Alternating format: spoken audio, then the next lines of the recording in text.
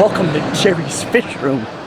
Alright guys, welcome back to Jerry's Fish Room. Thank you so much for joining me. Thank you to all of you that have subscribed, who've been watching my videos, and again, just absolutely love supporting this hobby and help growing this hobby. Thank you for those that have left comments. Guys, just continue to like, subscribe, share, and click that bell for a reminder. And each week, hopefully every week, we will be putting out some new topics, new things that are going on. Love to hear from you. If there's anything in particular you'd like to see in a video, leave it in the comment below. And man, I'm telling you what, I am so stoked. I'm looking forward to it. This 2 weeks, 2 more weeks, Aquashella, Orlando. I hope you can be here. If you can, leave a note in the comment that you will be here. Sorry about the clickbait title on this video, but you know, I guess it's a YouTube thing. I'm still learning, so help me with that as well.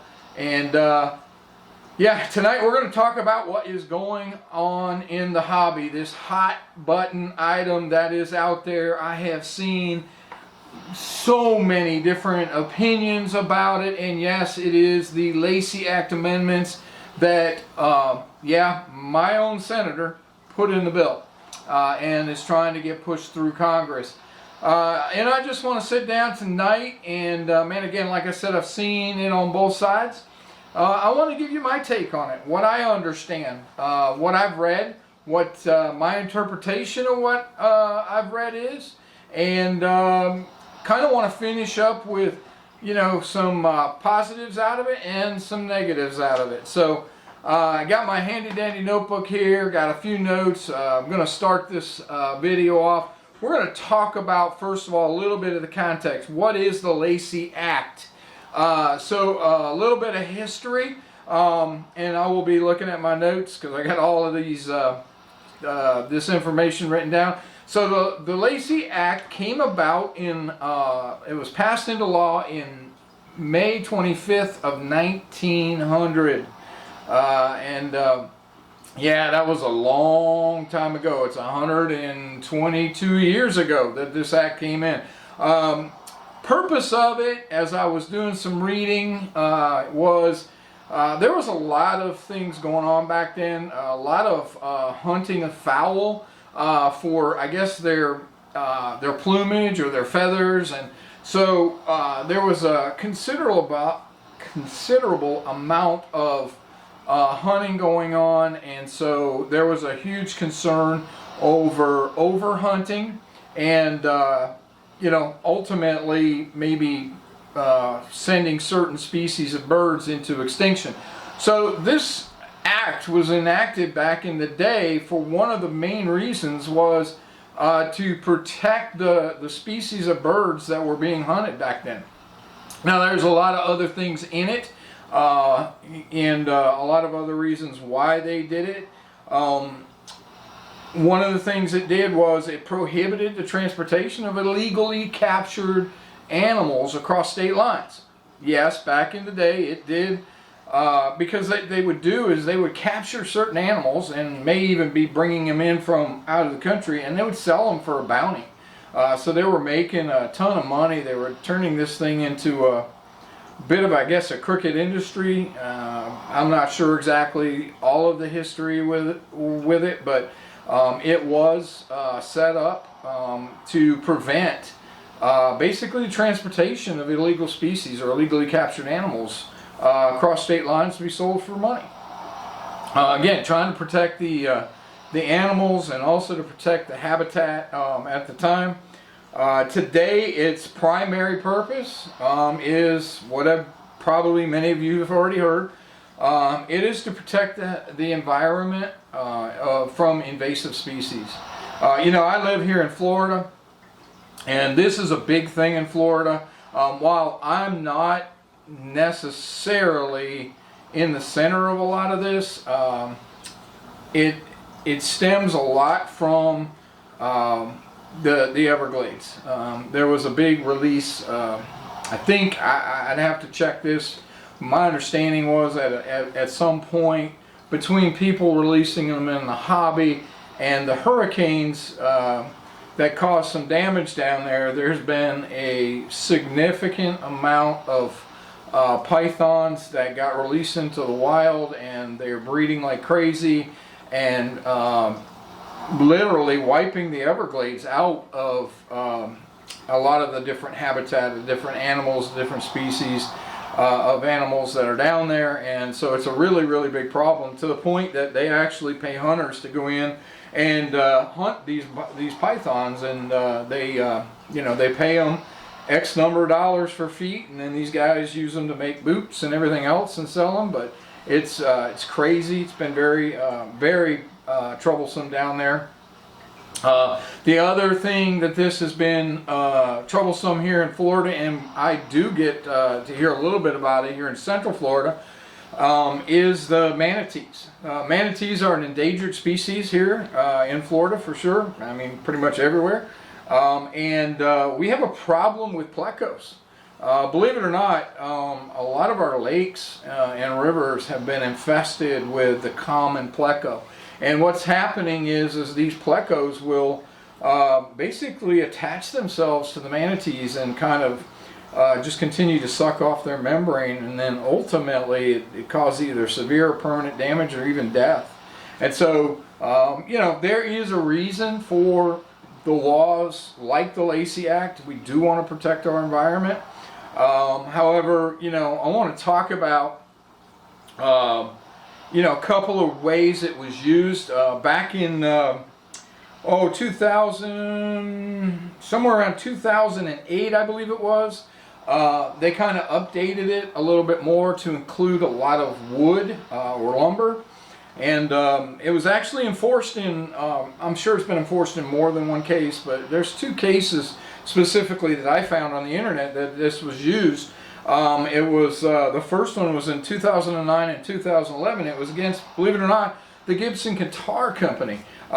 They were importing and smuggling in illegally a wood called Madagascar ebony and Indian rosewood, and those are woods that are kind of a bit of endangered, I believe, but anyway, long story short, they got fined, and and so the act or the law was used to try to stop that type of illegal activity, as well as lumber liquidators in 2000 and I believe it was 2012. They got nailed with the same Lacey Act for basically illegally importing certain woods. And I get it. There's a lot of craziness out there. The world loves different exotic things and things they've never seen. And but we got to protect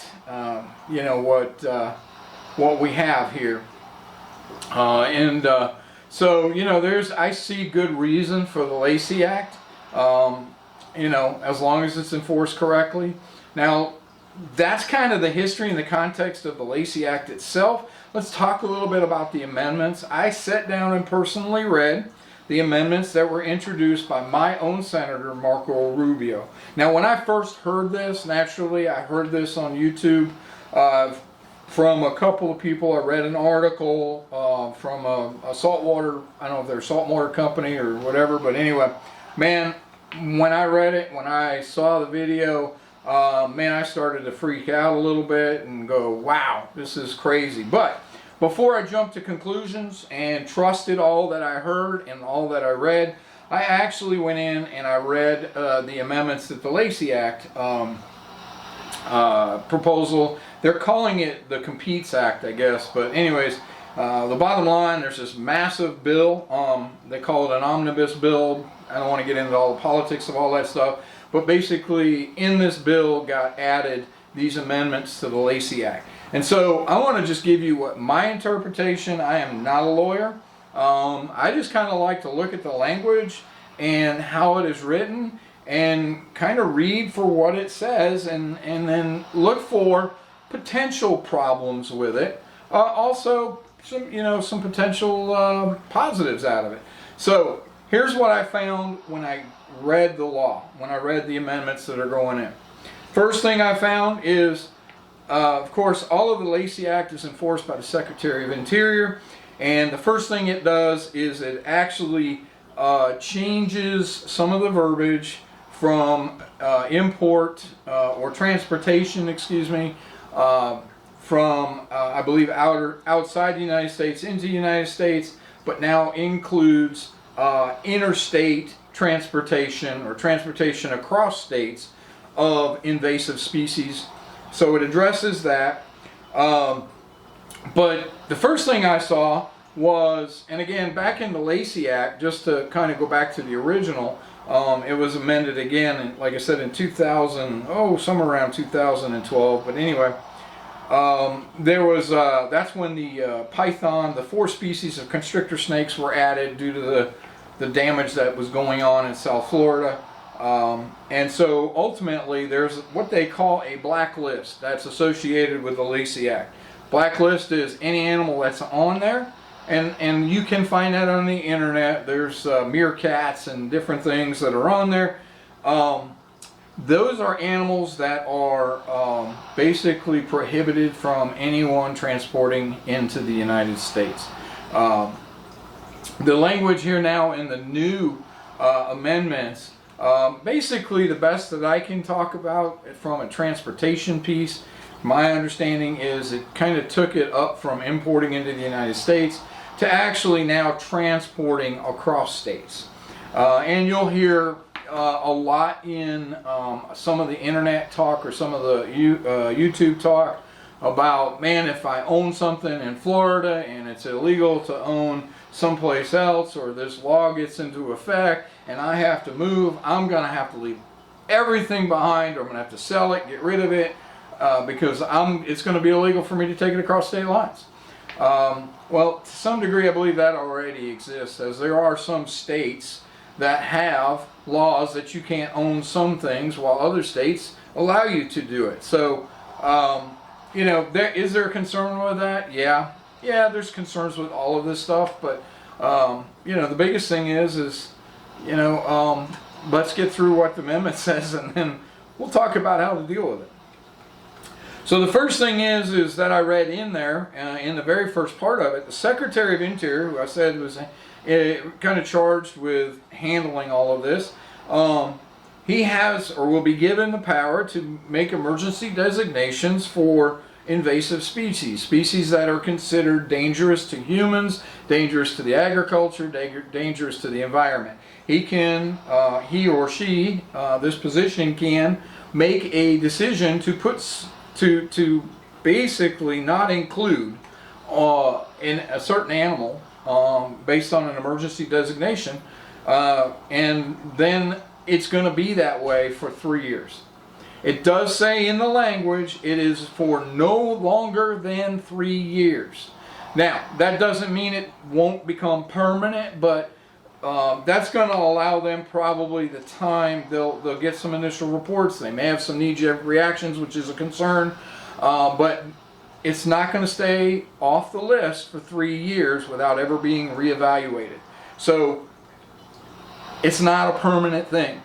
I know that a lot of these YouTube channels, some of these YouTube channels have been out there. They've been talking about this is the end of the pet industry. This is the end of fish keeping. This is not the apocalypse of our hobby, folks.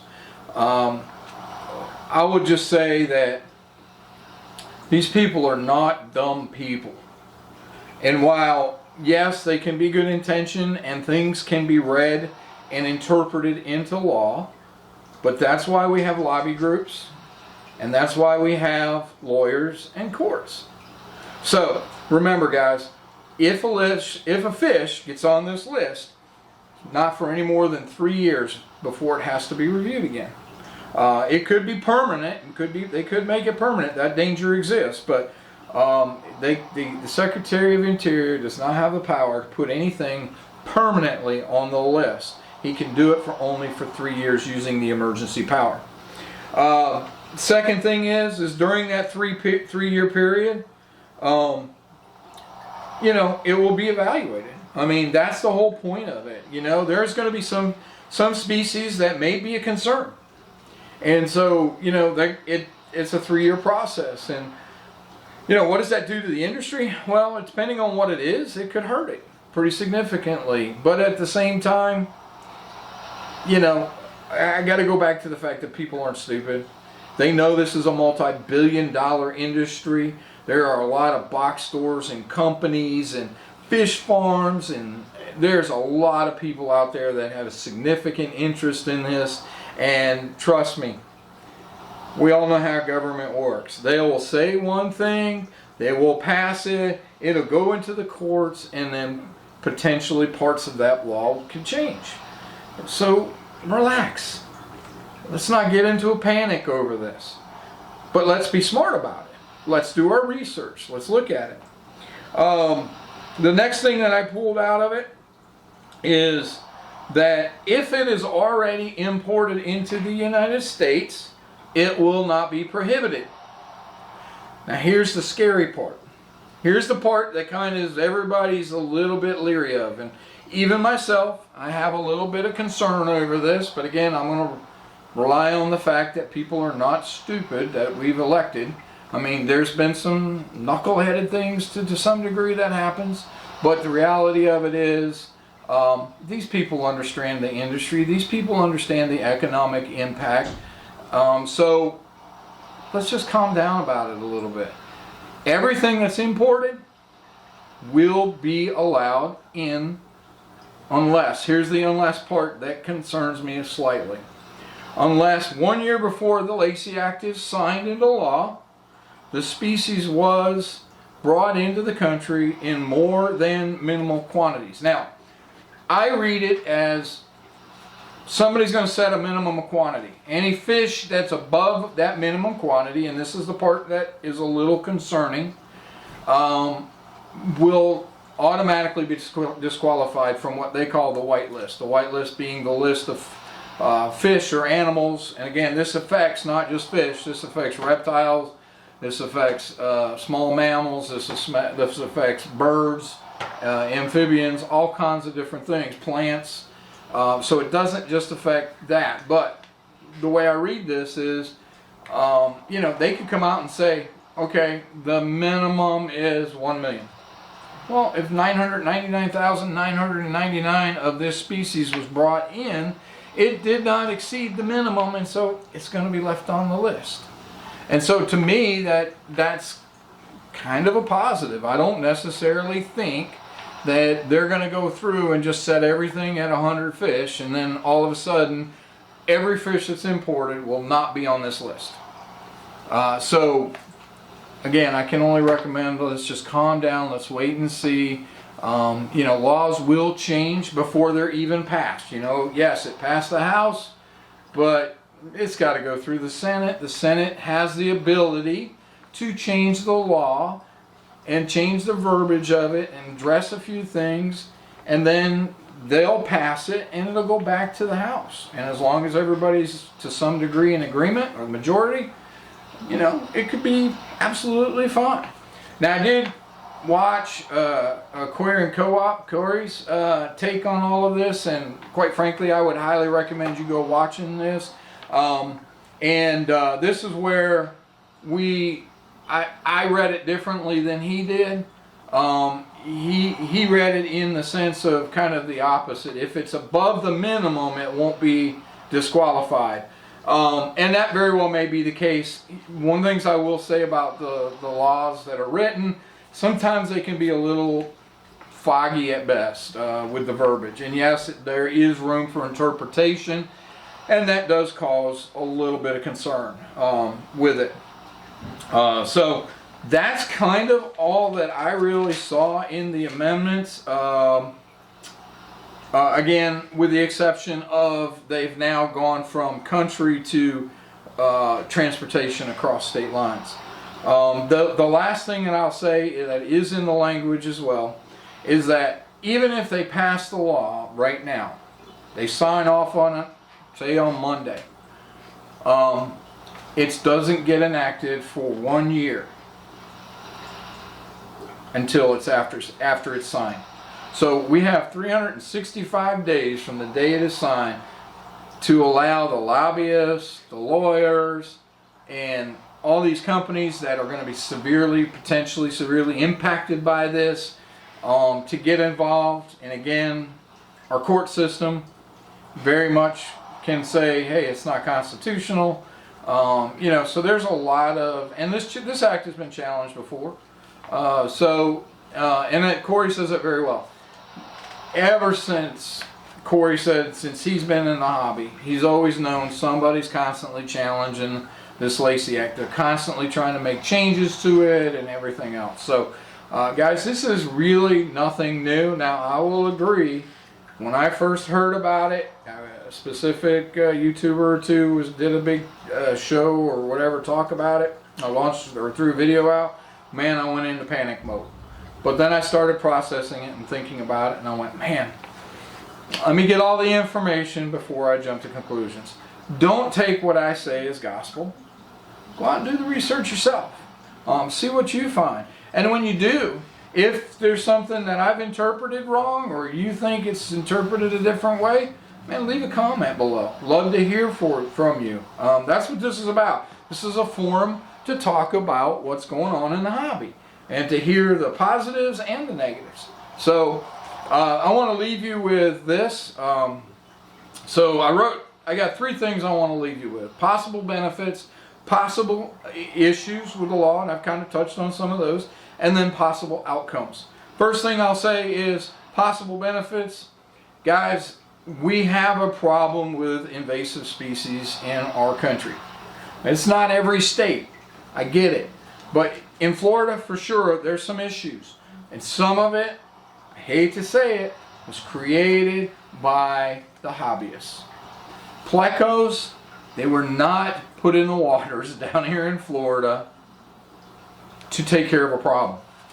Now, the government's been known to do that. They brought invasive species in to take care of different things, and you can go on the internet and read all about it. And then those things that they brought in to get rid of species that were a problem ended up becoming invasive and causing even more problems. So the government's not immune from this either. But the hobbyists are a big contributor to this problem. They get fish that they don't research and don't understand what it takes to turn around and take care of that fish, and they end up with something bigger or more difficult to take care of than they can handle. And so the first thing they do, since no pet store wants it or whatever, they go drop it in the water and go, well, it'll either live or it'll die. And when they did that with plecos down here, it became a major issue. So number one, yeah, we need some type of legislation to help with these things where people who make bad decisions, unfortunately, we have to feel some of those repercussions. But at the same time, we got to have some of that, and so anyway, that's kind of my take. I think it is a benefit. It will help to some degree the environment. We don't want invasive species down here. We don't want invasive species anywhere in the states. We want the natural habitat to be the natural habitat, so we can all enjoy it. Second thing that is a possible benefit: more endangered species may be protected. One of the things that just kind of breaks my heart is, I live here in Florida and we are blowing up with building things everywhere. And yes, I'm in construction. Yes, I benefit from it. But there's nothing more frustrating than to see animals pushed out of their habitat, which ultimately leads to their demise. And so, with laws like this, then people won't necessarily be able to keep things that are becoming endangered. Now, I know that to some degree the zoos and those things, they help a lot, and that's not what I'm talking about here. But we got to protect what God has given us. That's just the bottom line. I mean, we've got a great creation, and I don't mean to make this religious, but we got an awesome creation here, and we need to do some things to protect it. And sometimes that's why we have to have some laws. So that is a possible benefit. Number 3, absolutely, without a shadow of a doubt, no matter which side of the fence you're on this, the awareness of the problem of invasive species is being raised. So guess what? We're talking about it. And the more we talk about it, the more we learn. The more we learn, the better solutions we can come up with together. And so this is a huge benefit out of this controversy, is the fact that it is definitely raising awareness. Last possible benefit, hey, some things, and Corey hit this on the head Corey hit this on the head with Aquarium Co-op. Some things that may be banned now, we'll come out with this list, they may not be banned anymore, and you might be able to own some fish that maybe you couldn't own before. So, again, maybe it's a little bit outside the box or a little bit outside of the realm of possibility, but it could happen. It really could happen. There's 2 possible issues I see with this that cause great concern for me. Well, let me rephrase that. Cause minor concern for me. Number 1, I don't like it anytime, and I'm not making this political, anytime the federal government gets involved. Here's the deal. The Constitution was set up very clearly. The states have the right to govern themselves. The federal government's, their whole purpose is to protect the people of the United States. And so, not everything that is bad in Florida is bad in Minnesota or Michigan or New York or whatever. And not everything that's bad for them is bad for us here in Florida. The states need to handle this problem individually. And then we as hobbyists, we need to understand what our state laws are, and we need to work within our state laws and work within our House and Senate government in the states. Contact our representatives, have a good conversation about it. But the federal government shouldn't say this is good for everybody. I don't believe in that. I believe in the state having the right to govern itself. Lastly, the second thing, and I hit on this earlier, the biggest concern for me, the minimal quantities comment. And how that is interpreted. Could have could cause no issue whatsoever, or it could be, a real big impact on this. And ultimately, if a lot of fish that we collect or that we keep don't make it on that list, this hobby's going to get a whole lot more expensive. So what are some outcomes? That's the one I want to close this with today.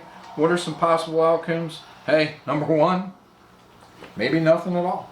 Nothing changes. Everything keeps going the way it is. Again, I got to trust to some degree. While we don't agree with everybody that's in Washington, I got to trust they understand the magnitude of this industry. I trust the fact that they understand the magnitude of potential jobs that could be impacted.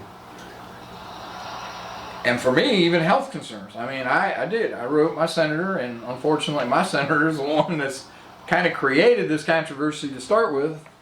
But I wrote him and said, hey man, there's a lot of physical and mental benefits from keeping fish. Please don't do anything to impact that, as there are many people that are in a similar situation as myself. If you're going to write your local senators, and that's what I would recommend doing right now, is go to the Senate because it's already passed the House. Give them solutions. Tell them why. Don't bash them. Don't thrash them. They want to hear from their constituents, and they want to hear what you think, but they don't want to be bashed or trashed or any of that. Give them possible solutions. Tell them what your thoughts are, the impact could be. Maybe ask them to explain some stuff if you can get a hold of them or one of their, their staff. Another thing, guys, that could happen is it could have a huge impact on the cost of the hobby.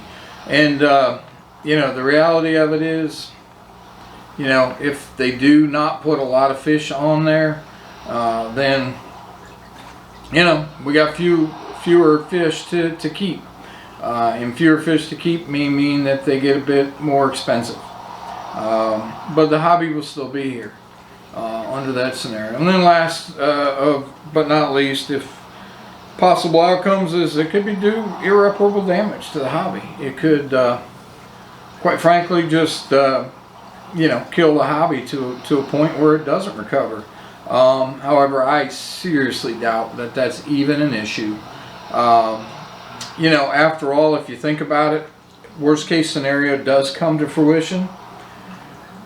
All of these things that we do in this hobby, we do them because we like them. We do them because we want to do them. But the reality of it is none of this is a need. None of it is a necessity. You may disagree with that, and that's okay. That's why we have conversations like this. But ultimately, there are multiple things that we could do instead of this hobby. Now, naturally, don't get me wrong, I seriously don't want to see this go away. I don't think it will. I don't think the impact of what we're talking here is going to be significant at all. And I could be 100% wrong. But I don't know, guys. I don't know that it's worth getting all up in arms over. Talk to your local politicians, you know, get a hold of your representatives, your senators, you know, discuss it with them, tell them your concerns, give them solutions, you know, tell them why. But let's not get rude, let's not get rash, let's not go crazy over this. This is not an apocalypse. This is not the end of the world. This is not the end of the hobby, in my opinion. And so, guys, we just got to remember, what are we in this hobby for? We love it. We enjoy it. We're into it because it does relieve stress for some of us. But ultimately, there are 100 other things out there that we can find to replace it. If you have that perspective,